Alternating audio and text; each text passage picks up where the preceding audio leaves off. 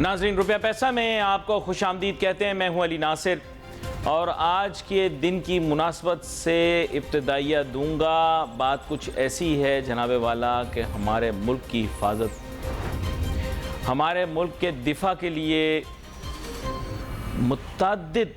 मुतअद्दिद सिपाहियों ने, पाक अफवाज के अफसरान ने, पाक अफवाज के बहुत सारे ऐसे स्टाफ ने जो कॉम्बेटेंट थे, कुछ नॉन कॉम्बेटेंट थे, उन्होंने कितनी कुर्बानियाँ दी, आप इसका तसव्वुर भी नहीं कर सकते। फिर उसके अलावा हमारी सिक्योरिटी फोर्सेस ने, हमारी अमन कायम करने वाली जो मुख्तलिफ इदारे तंजीमें बनी हुई हैं, उन्होंने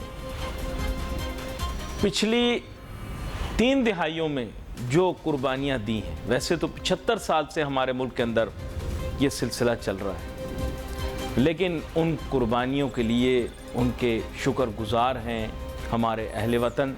सबसे पहले हम अपने मुल्क के शहदा को सलाम पेश करते हैं। इसके साथ ही सबसे जो अहम चीज़ है वो ये है कि हमेशा मैं इस चीज़ के मुतल्लिक आपको समझाता हूँ कि दुआ बहुत अहम है, दुआ करना। इसलिए हम चंद सेकंड की खामोशी रखेंगे, मैं भी दुआ करूँगा, आप भी दुआ करें, फिर बाकायदा प्रोग्राम का हम आगाज़ करते हैं।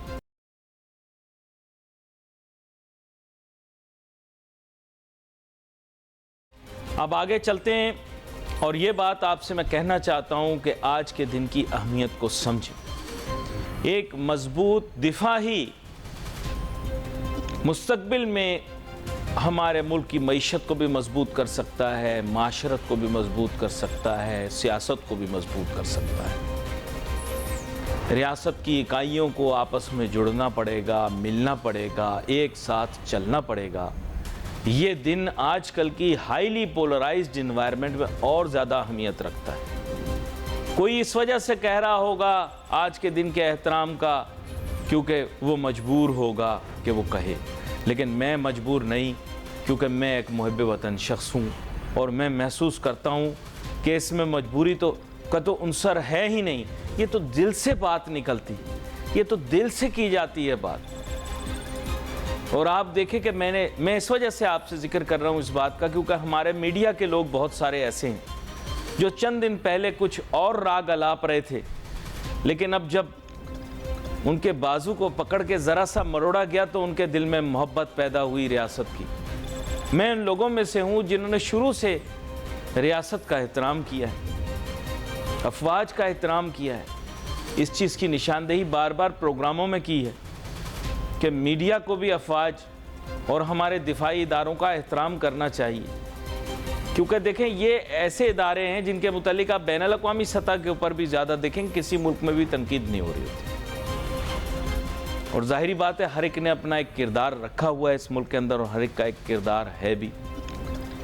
मुल्क की सालमियत को कायम रखने के लिए बहुत मर्तबा इदारों को भी अपना किरदार अदा करना पड़ता है, करना पड़ता रहेगा। यहाँ पर मैं तमाम जमहूरी इदारों से भी गुजारिश करूँगा कि अपनी ज़िम्मेदारियों को समझें, अपनी इखलाकी ज़िम्मेदारियों को समझें, अपनी मुल्की ज़िम्मेदारियों को भी समझें, अपनी शहरी ज़िम्मेदारियों को भी समझें और ज़िम्मेदारी का इजहार करते हुए अल्फाज का इंतखाब बहुत एहतियात से करें। मैं करता हूँ। आप सोचते होंगे मैं टेलीविज़न पर आकर किस किस तरह की बातें करता हूँ। मेरे ख्याल से कोई एंकर पाकिस्तान में वो बातें नहीं कर सकता जो मैं करता हूँ, और बड़ी बहादुरी और जुर्रत के साथ करता हूँ। क्यों? क्योंकि मुझे पता है कि मेरी हुदूद कहाँ पर ख़त्म होती है। मुझे पता है कि कौन सी ऐसे मौज़ूआत हैं जिन पर बात करना मेरे लिए मुनासिब नहीं बतौर मीडिया पर्सन। मुझे ये भी पता है कि मुझे कहाँ एहतियात बरतनी है और कितना बोलना है। हमारे मीडिया के चंद लोग अपनी हैसियत और औकात भूल चुके हैं।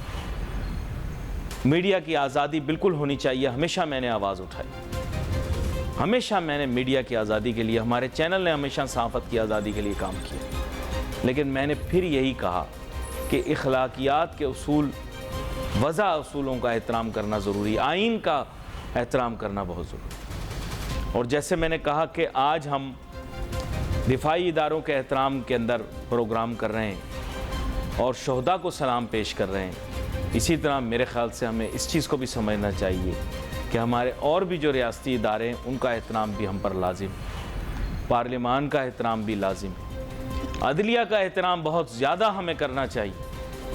मैं दोबारा समझाता जाऊँ, यह मौका अच्छा है, हमारे सारे नाजरीन भी, हमारे सारे मीडिया पर्सन भी, हमारे सियासतदान भी इस चीज़ को गहराई से समझें कि अदलिया का एहतराम हम करेंगे तो हमारे मुल्क की तरक्की, हमारे मुल्क की मईशत, हमारे मुल्क की सियासत भी महफूज रहेगी। ये इन चीज़ों को समझना अब आप लोगों के लिए ज़रूरी है। मैं बार बार ये चीज़ें नहीं दोहराऊँगा, क्योंकि पहले तो किसी हद तक कहा जाता था, बार बार बताया जाता था कि अदलिया का एहतराम किया जाए, अल्फाज का इंतखाब एहतियात से किया जाए, लेकिन हमारे मीडिया पर्सन्स भी कुछ अपनी हैसियत समझते तो हैं, लेकिन कभी कभार कुछ ऐसा बोल देते हैं कि फिर उनको नदामत होती। बिल्कुल जैसे अभी पीटीआई के अरकान को नदामत हो रही है, कहीं ऐसे ना हो कि और सियासी जमातों के लोगों को भी कल नदामत हो, क्योंकि इदारों के अंदर एक पावर बैलेंस है और power balance up and down होता रहता है, लेकिन उससे तकरीम, इज़्ज़त, एहतराम कहीं कम नहीं होता। मेरा मकसद समझाने का था, सो तो मैंने किया। पहले भी मैं समझाता रहा कि मुल्क के इदारों की, मुल्क की अफवाज का एहतराम करो, लेकिन कुछ सियासी जमात के लोगों ने शायद इस चीज़ को नहीं समझा और कुछ अपनी हैसियत और औकात से बढ़ के बातें करना शुरू कर दी। उसका नतीजा ये है कि अब मुस्तकबिल के अंदर उनको और हाजिर में भी उनको नदामत भी हो रही है और उनको हर्ज भी हो रहा है इस चीज़ का। मैं बड़ा देखो इंतखाब कर रहा हूँ अल्फाज का बड़ा सोच के, और इसी तरह मैं दोबारा दोहराऊंगा कि जैसे आज नदामत के अंदर हर कोई कह रहा है कि मैं कंडेम करता हूँ, मैं इस चीज़ की बड़ी सख्त तौर पर जो है वो कंडमनेशन करता हूँ और ये अच्छा नहीं हुआ जो हुआ माजी में 9 मई को, माजी करीब में। तो इसी तरह मैं सारी सियासी जमातों से ख्वाहिश करूँगा कि इदारों का एहतराम करें, ताकि वो इदारे फिर वापस आपका भी एहतराम करें, आइन के दायरे में रहते हुए। आइन के दायरे में रहते हुए अगर आप चाहते हैं कि आपका एहतराम हो बतौर एक इदारा पार्लियामान के, बतौर एक इदारा एग्जेक्टिव के, तो आपको समझना पड़ेगा कि फिर आपको पाकिस्तान की अफवाज का भी एहतराम करना पड़ेगा, पाकिस्तान की अदलिया का भी, आला अदलिया का भी एहतराम करना पड़ेगा, और फिर मैं आपको बता रहा हूँ यकीनन पाकिस्तान की पार्लियामान का भी एक एहतराम होगा, इनकी भी एक तकरीम होगी, सियासतदान की भी एक इज़्ज़त होगी, सियासतदान का भी एक मुकाम होगा। और फिर कोई गली में खड़े होकर सियासतदान को भी वो बातें नहीं कह पाएगा, क्योंकि वो सोचेगा कि इनका भी एहतराम मुझ पर लाज़िम। समझाना, फिर मैं यही कहूँगा, समझाना मेरा काम है, समझना आपका, अमल करना भी आपका। हर चीज़ को यहाँ पर इस मौके पर मैं ये भी कहूँगा कि मीडिया का ज़िम्मेदार एक किरदार जो है वो आज सामने आया है अक्रॉस दी बोर्ड। हमने तो अपनी भरपूर कोशिश की है कि हम अच्छी बात करें, लेकिन आप अक्रॉस दी बोर्ड मीडिया पर देखेंगे, मीडिया के तमाम लोगों ने, मीडिया के तमाम चैनल्स ने मुल्क के शहदा को सलाम पेश किया है, पाकिस्तान अफवाज की खिदमत को सलाम पेश किया है। क्या आप नहीं समझते कि मीडिया कितना ज़िम्मेदार इदारा है? मीडिया में अच्छे लोग, मीडिया में पढ़े लिखे लोग, पर मीडिया माशरे की अक्कासी करता है। अपने माशरे को बेहतर करें ताकि हम जब आपको अक्कासी करके दिखाएं तो आपको अच्छा ही दिखे। ऐसा हो नहीं सकता कि माशरे का चेहरा अच्छा ना हो और उसकी अक्कासी अच्छी हो। लोग कहते हैं कि अच्छा हमें दिखाना चाहिए, लेकिन बात यह है कि आप अच्छा अमल करोगे। मैं आवाम से कहता हूँ पाकिस्तान कि आपने जो 9 मई को किया आपको करना नहीं चाहिए। आप जो करेंगे मजबूरन दिखाना पड़ेगा। जो कुछ आप लोगों ने 9 मई को किया वो दिखाना पड़ेगा, और भले आज दबाव हो, आगे होने वाले वाक़यात में भी जो कुछ आप करेंगे हमें दिखाना पड़ेगा। पाकिस्तान का चेहरा जो है, पाकिस्तान के जो इदारे हैं, पाकिस्तान का जो निज़ाम है, उसका एहतराम करें। उसमें अगर बेहतरी लाना चाहते हैं किसी ने आपको नहीं रोका। जदोजहद करें, बेहतरी आएगी। चलें जी जनाब वाला, अब आएँ मौजूद मईशत के ऊपर और आ जाएँ जनाब बाकायदा खेल में। अब मसला ये है कि अपने पैर पर कुल्हाड़ा मार लिया आप सब ने। जी आप सबकी बात हो रही, क्योंकि आप लोग बहुत होशियार बन रहे थे और कहते हैं कि बंदा बहुत ज़्यादा होशियार बने तो फंस जाता है, चाहे सियासत में चाहे मईशत में। खैर एनीवे, पैसे गए आप लोगों के मारे, क्योंकि मैंने तो पहले बताया था कि ये डॉलर ही है बाबू, डॉलर चढ़ेगा, डॉलर डॉलर डॉलर। तो लोग मेरे साथ मजाक करते थे, कहते थे यार तू डॉलर की बातें करता है, कितने अरसे से एक ही जगह टिका हुआ है, तेरी बातों में आ गए तो हमें फ़ायदा नहीं नुकसान हो जाएगा। अच्छा, दूसरी चीज़ मैंने बताया गोल्ड में हो गए लोगों के वारे नहीं आ रहे, जिसने ख़रीदा उसको भी फ़ायदा, जिसने बेचा उसको भी फ़ायदा। मैंने बोला रियल एस्टेट होती मट्टी है और मट्टी बन जाती है फिर, और वही हो गई आप लोगों के साथ। शेयर मार्केट में मैंने पहले बता दिया, सितंबर 2014 के बाद जो मार्केट में हाथ डालेगा उसका हाथ जलेगा। जलेगा क्या, सब कुछ ही जल जाएगा।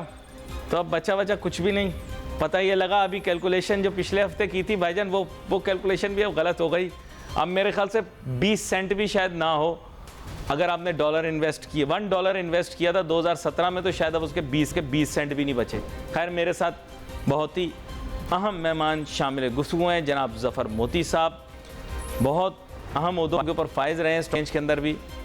और खैर अब बराह रास्त इन्हीं की तरफ जाता हूँ, मज़ीद तारुफ क्या देना, मौजूद इनके सामने रख देता हूँ। अब तो लोगों के पैसे बहुत सारे लोगों के मारे गए हैं, वो स्टेट ऑफ डिनाइल के अंदर हैं, तो हो सकता है ये उनके ऊपर से वो जो स्टेट ऑफ डिनाइल का जादू है वो ख़त्म कर दें। जी ज़फ़र मोती साहब, वेलकम करता हूँ आपको शो में। थैंक यू जी। सर, जिसने स्टॉक में पैसा लगाया समझो उसने सब कुछ गंवाया, और जिसने लगाया रियल एस्टेट में तो वो पैसा बन गया सब मट्टी। अब मुझे बताओ पैसा लगाएं तो कहाँ लगाएं? अब ये सब ज्वेलर के पास बैठे रहते हैं, वहाँ से बिस्कुट ख़रीदते रहते हैं, बिस्कुट उसको बेचते रहते हैं, और दूसरे फ़ोन पे लगे रहते हैं। कभी डॉलर ख़रीद लिया, कभी मौसम लगा तो फिर बेचा, कभी नहीं। खैर लोगों ने अभी तो सब लोगों ने घर में जमा कर लिए हैं, किसी ने तकियों में भर लिए हैं, किसी ने अलमारियाँ भर ली हैं। बैंक में तो आप रखने नहीं दे रहे हो, बोल रहे हो बैंक में तो रखा नहीं जा सकता डॉलर, इस पर पाबंदी है फेटफ की वजह से। तो सर आप बताओ ना मुझे, अब पैसा लगाएं तो कहाँ लगाएं?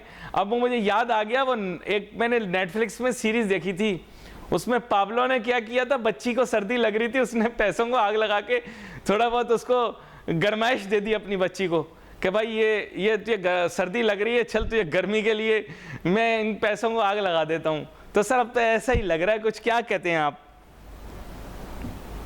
पाब्लो एस्कोबार जैसे लोग पाकिस्तान में भी बहुत हैं। हाँ। और वो कभी कभी यूं ही कुछ इंटॉक्सिकेटेड होकर पैसे को आग लगाते हैं। हाँ। रुपये को यानी, और रुपए को अब आग लगानी थोड़ी इजी इसलिए हो गई है कि उसकी वैल्यू खत्म हो रही है। देखिए आप जो गोल्ड की भी बात करते हैं, गोल्ड में भी गोल्ड के खुद इंटरनेशनली भाव बढ़े हुए घटे हुए यूक्रेन वॉर की वजह से वो अलग है, लेकिन हमारे ऊपर डबल जेपर्डी इसलिए आ जाती है कि हम लोग जो है हमारी करेंसी भी गोल्ड खरीदने के काबिल नहीं रही है। अभी जो आप बात कर रहे थे कि डॉलर 312 रुपए है, अभी तक लोगों को ये समझ नहीं आ रही कि इंटरबैंक मींस नथिंग, और इंटरबैंक को कभी कहते हैं 60 पैसा नीचे हुआ और इधर 312 में भी नहीं अवेलेबल नहीं है ओपन मार्केट में। तो ये जो आप थैले भरने की बात कर रहे हो ना, ये मजबूरी ऐसी हो गई होगी लोगों की कि अब वो बेचारे ना हिल सकते हैं ना झुल सकते हैं, और बस यही फिक्र में है कि भाई किस तरह ये इकोनॉमी संभले। अब आप रियल एस्टेट की भी बात कर रहे थे, तो रियल एस्टेट में भी आपको शायद याद है कि नहीं है, ऐसा इंसिडेंट ग्वादर पूरे सिटी के लिए हुआ था। 70 लाख रुपए की फाइल जब पीक हुआ था, तो 70 लाख तो हम और आप जैसे जो कैपिटल मार्केट में बैठे हो कहेगा एवरेज 50 लाख की फाइल, 50 लाख की फाइल 6-7 लाख की हो गई थी, और ग्वादर वहीं का वहीं है। अभी तक कोई उसमें ऐसा चार्म नजर नहीं आया, पूरा शहर ही फ्लॉप हो गया। इसी तरह कई अभी जो स्कीमें हैं वो फ्लॉप होती नजर आ रही है। सर वो आपकी बिरादरी के एक साहब थे, उनसे मैं पूछता था ये आप हर वक्त क्रिकेट क्यों देखते रहते हैं? कहते हैं यार मेरे को तो खेलनी भी नहीं आती। तो मैंने कहा फिर किस लिए खेल रहे हैं? कह रहे हैं यार मैं इस पे लगाता हूँ। मैंने कहा आप लगाते तो हो, लेकिन आप छोड़ दो, आप तो अरबोपति हो, खरबोपति हो। कहने लगा नहीं यार ये मेरी लत है, मैं इसके बगैर रह नहीं सकता। तो सर ये लत है ना इनकी, ये रह नहीं सकते, ये सब सट्टा ही खेला है इन्होंने, to be very frank, in reality कुछ भी नहीं था। क्या कहते हैं आप यकीन करो कि मकाओ इस टाइम जो है गैम्बलिंग का नंबर 1 हो रहा है वेगस के कंपैरेटिव, क्योंकि चाइनीज जो है वो बगैर गैम्बलिंग के रह नहीं सकता। मकाओ में ऐसे ऐसे हॉर्सेस रेस होते हैं जो एक टिकट में आपको 3-3, 4-4 रेस हॉर्सेस के बताता रहता है। और आप यकीन नहीं करोगे, ये जो लत वाले दोस्त हमारे कह रहे थे, ये मकाओ में घोड़े भाग रहे हो, साउथ अफ्रीका में भाग रहे हो, क्रिकेट कहीं हो रही हो, सेबेटिनी का टेनिस मैच हो, गैब्रिएला सेबेटिनी उस टाइम हमारे टाइम में मशहूर बहुत अच्छी टेनिस प्लेयर थी वो, अमेज़ोनियन थी, she was an Amazonian. Amazonian लगती इसीलिए हम लोग जैसे ही थी। तो वो जो है अपना उस पर भी गेम ऑन हो जाता था। फिर क्ले के मैचेस में मोहम्मद अली, माइक टाइसन के, ये इसमें होता कहाँ नहीं होता है। तो ये लत है ना, ये हमारे मुल्क में पहले मुशर्रफ के टाइम में बहुत ज्यादा हुई है, लेकिन अब वो इतना नोट ही नहीं है कि वो लत को कैरी ऑन कर।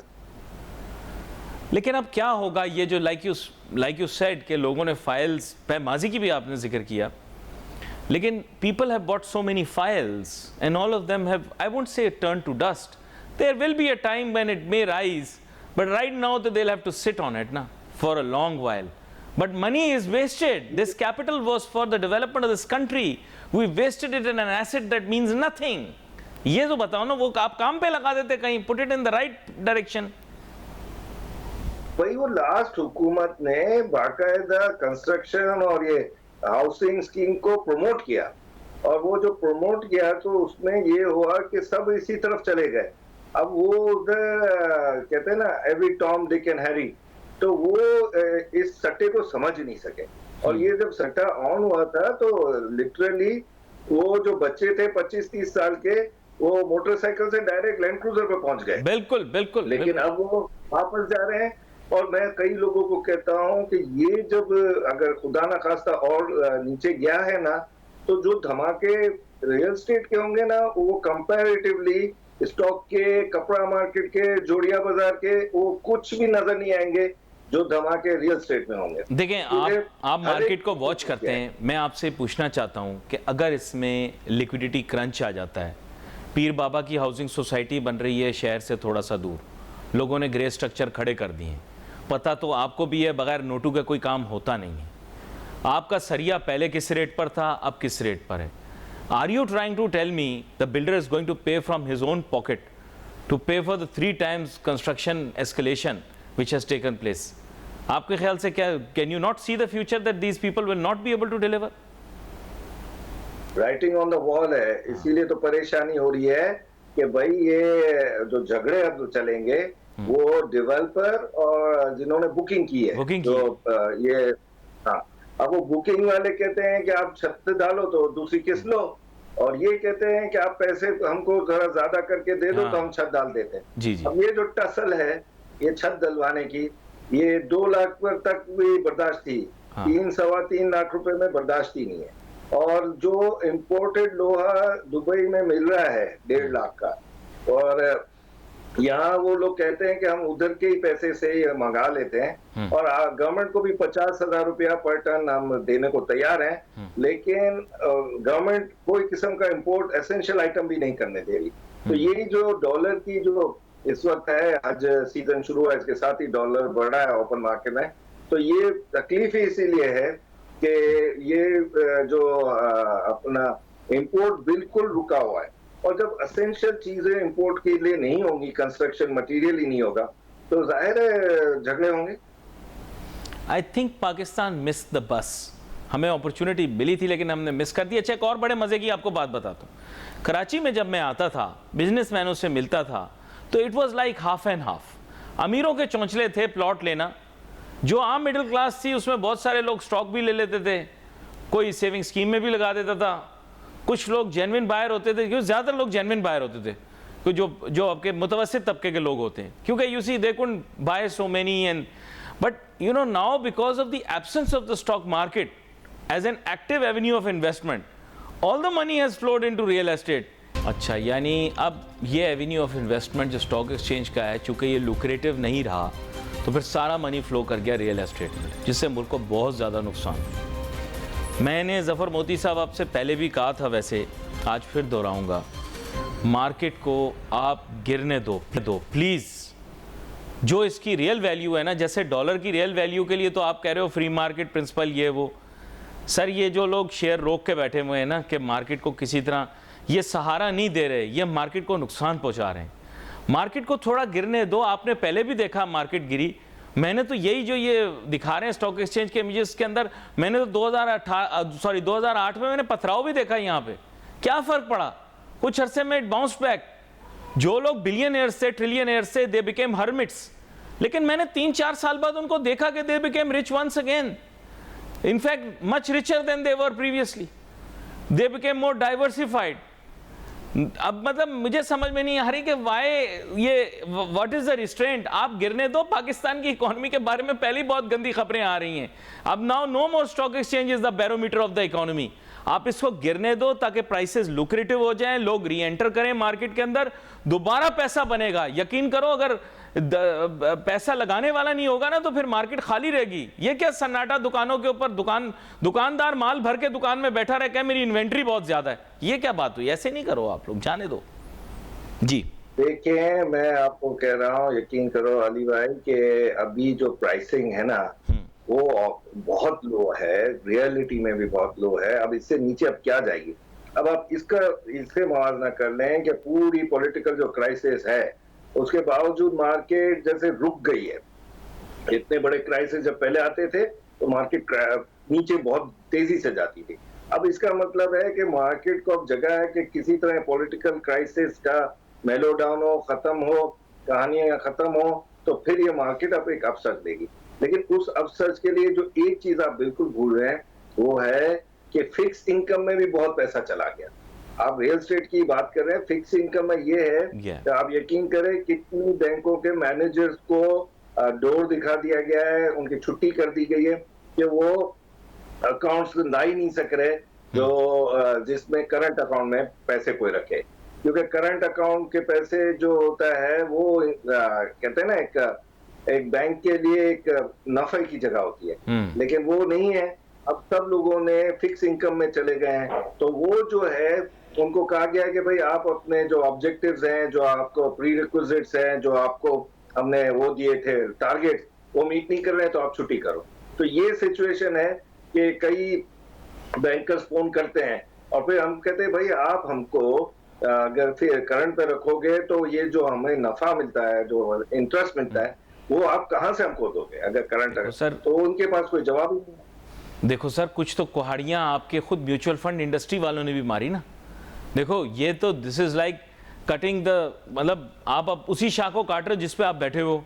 आप कस्टमर को स्टॉक एक्सचेंज बेस्ड आप बेच रहे हो म्यूचुअल फंड, फिर अचानक उसे कह रहे हो कि मैं बैलेंस दे रहा हूँ, फिर अचानक उसको पागल कर रहे हो, बोलो नहीं अब हम फिक्स में जा रहे हैं। तो सर जो आम इन्वेस्टर था वो तो आप दूर हो गया ना, वो तो आप मार्केट के किसी भी टूल की तरफ जाने को तैयार नहीं है, क्योंकि हम तो उसको एडवाइस करते थे मार्केट एंटर करनी तो म्यूचुअल फंड से एंटर करो। म्यूचुअल फंड ने ही उनको पागल कर दिया। कभी बोल रहे हैं हम स्टॉक बेस्ड कर रहे हैं, कभी बोल रहे हैं हम मनी मार्केट बेस्ड कर रहे हैं, कभी बोल रहे हैं हम हाइब्रिड कर रहे हैं, फिर बोल रहे हैं हमारे रिटर्न नहीं आ रहे, हम उसकी तरफ जा रहे हैं। तो सर आप मुझे खुद बताओ ना, ये तो कॉमन आदमी को जिसको आप कह रहे थे मार्केट पार्टिसिपेंट बनेगा, उसको तो आपने गला घोट दिया। अच्छा, वैल्यूएशन के बारे में आपने बात की, आई एग्री, आप कह रहे हैं कम है, लेकिन देखो सर ये पैनिक जैसी सूरत हाल है। इतना पैनिक हुआ आपके मुल्क के अंदर, तबाही हुई, आप मार्केट गिरने दे रहे हो 0.5%। सर कुछ आप, मैं आपके आगे हाथ जोड़ता हूं, इस मुल्क के अंदर इससे आधे बल्बे होते थे, एक कोई आइसोलेटेड इंसिडेंट हो जाता था और आपकी मार्केट 5% गिरी है। आप इतना बड़ा तूफान आया कि आज पूरे शहर के अंदर हमें बिलबोर्ड लगाने पड़ रहे हैं, कोई बिलबोर्ड खाली नहीं है, और आप बोल रहे हो कि 9 मई के बाद आपकी मार्केट जो है उस पर कोई असर ही नहीं हुआ। सर प्लीज, वैल्यूएशन आप खुद जानते हो रूमर पे चलती है मार्केट। 9 मई की बात नहीं कर रहा मैं, ओवरऑल सिचुएशन जो चल रही है, हाँ, जिससे हमारी इकोनॉमी बैठ गई है, ये एक इंसिडेंट नहीं, आप सीरीज ऑफ इंसिडेंट है ना, पूरे साल के इंसिडेंट्स देखें। ये तो हाईएस्ट जो खतरनाक तरीन बात हुई है वो 9 मई को हुई है ना, जो मुल्क की सलामती पर भी क्वेश्चन मार्क मार दिया था। तो ये तो आखिरी था, यानी आखिरी स्टेज। आप स्टेज नंबर 1 से शुरू करोगे तो उस टाइम कैपिटल मार्केट डिक्लाइनों में रोज बरोज जाती ही रही है। अभी आप खुद कह रहे हो कि $1 का 20 सेंट है, अभी तो $1 का 17 सेंट 18 सेंट है। $1 का 17-18 और नीचे कहाँ जाएगी? क्या नीचे जाएगी? हाँ, बट द कॉमन इन्वेस्टर, ये आपने सही बात की है, इसके ऊपर मैंने और आपने मजीद भी बहस करनी है, लेकिन मुझे पेश कर जी माजरत, आप अपनी बात मुकम्मल करें। ये भी आपको फिक्स इनकम का कह रहा था, जो म्यूचुअल फंड की जो हैज़ार्डनेस है, परेशानी है, क्योंकि उसको अब एक कॉमन आदमी भी ये बोलता है भाई हम तुम्हारे थ्रू क्यों जाए, हम खुद जाकर बैंक में रख देते हैं। हमें क्या जरूरत है? हमें समझ नहीं आती कि ये इंटरेस्ट रेट कहाँ जा रहा है। कोई पाकिस्तानी जो बिजनेसमैन है, जो वो हैं ट्रेड करते हैं, उनको क्या समझ नहीं आ रही कि फिर इंटरेस्ट रेट और कहाँ जाने का है। अभी आप इंटरबैंक देख लो, सॉरी ओपन मार्केट के जो यील्ड है वो आपको ये बता रही है कि अनदर मॉनेटरी पॉलिसी जो जून में आएगी उसमें 100 बेसिस पॉइंट और बढ़ जाएगी। ये अब आपने देखो, जाते जाते कोई ना कोई इस तरह की बात कर जाते हैं फिर, लेकिन मेरे पास प्रोग्राम में वक्त कम है, इसलिए अब आगे ही बात करेंगे आपसे इस मौजू पर। We wait for Facebook. Ali Nasir हमारी टीम को इजाज़त दीजिए। अल्लाह हाफिज़।